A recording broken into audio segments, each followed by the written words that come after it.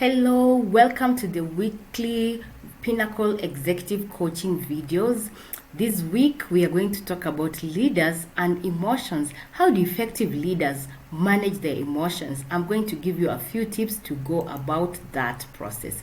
As you know, leaders are humans. They face a variety of emotions. Sometimes they get sad, sometimes they get excited, sometimes they get angry, sometimes they are calm and controlled. So, how do they manage these emotions effectively? You know that soft skills have always been of interest to leaders, even in the recent past. Initially, it used to be IQ. Your intelligence was number one.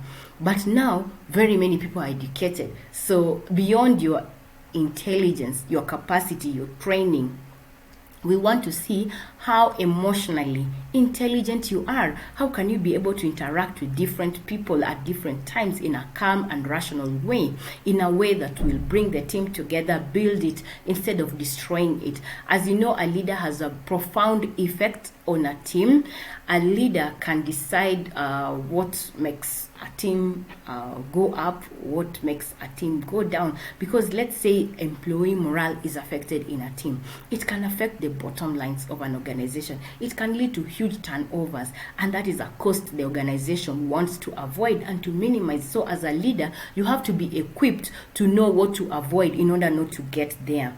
So let's look at a few tips that will encourage you as a leader to be able to effectively manage your emotions. So the first thing that we are going to look at is being a problem solver as a leader. A leader is someone who looks for solutions, not someone to blame.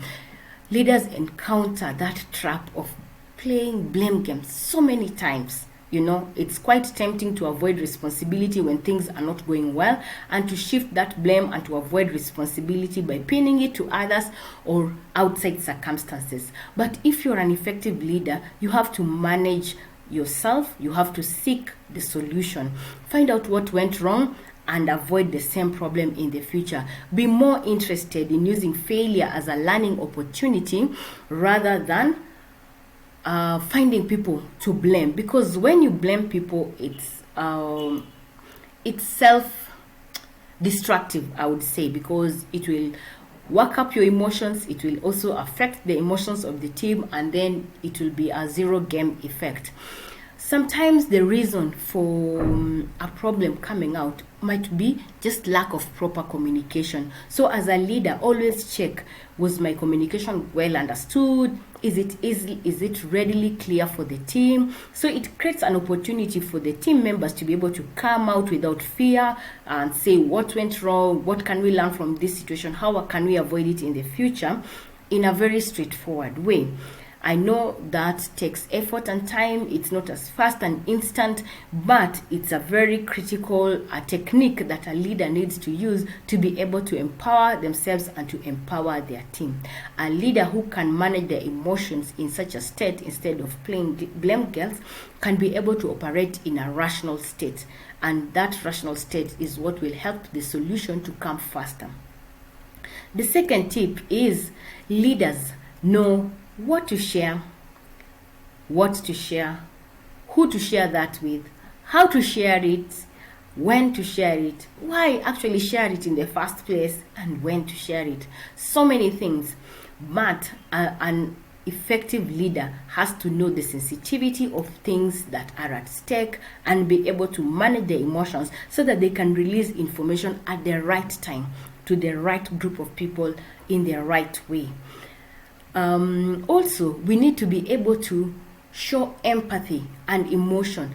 It's not all times that you're holding yourself back. Let's give an example where someone might be bereaved. As a leader, you need to be able to go back. Depending on your relation with that person, you could even give them a touch, even a hug, and just say, we are with you in this situation, so that the employee can know that there's real care to them from this organization. They are not just a statistic, and they are not affected by anything that goes on in their personal life. Their employer needs to know that as a leader, I need to show compassion and empathy at this point. That's why we're saying, as a leader, you need to know how and when What situations should you be empathetic? What situations should you be firm and courageous? The other tip that we need to watch out is strong leaders are not weak.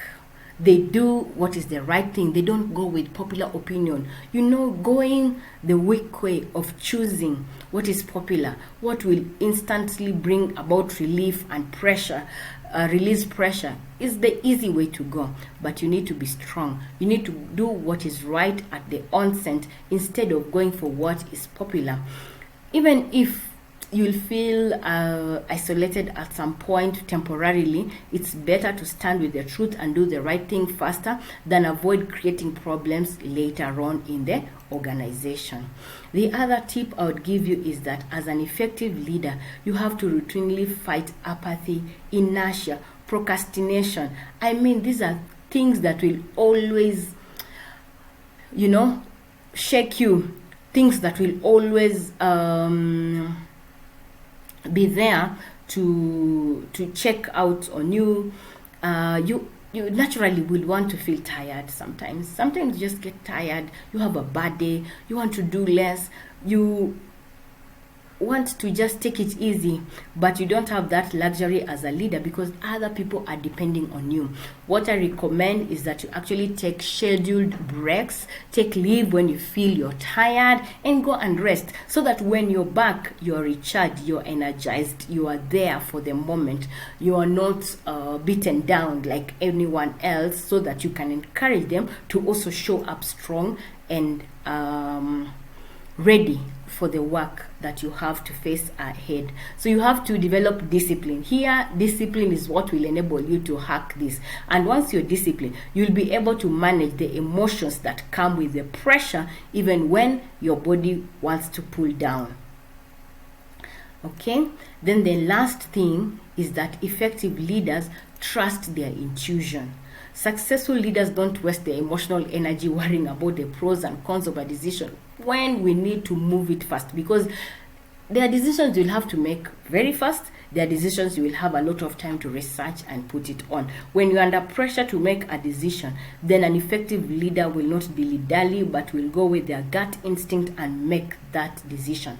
Because at that moment, it's more important to get moving than to stagnate.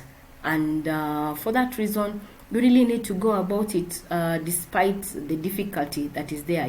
Feel the fear, but do it anyway and go. There could be various situations, maybe it might not be popular, but just go ahead with the decision, trust your gut instinct, and do it anyway. So thank you for listening through. I hope these are helpful tips that you'll put into practice. Please engage and give me a feedback on what tip you took away from today's session. And don't forget to follow me on all my other social media channels. So engage with me on Facebook. Check out my website, and I'll see you again next week. Thank you so much. Bye.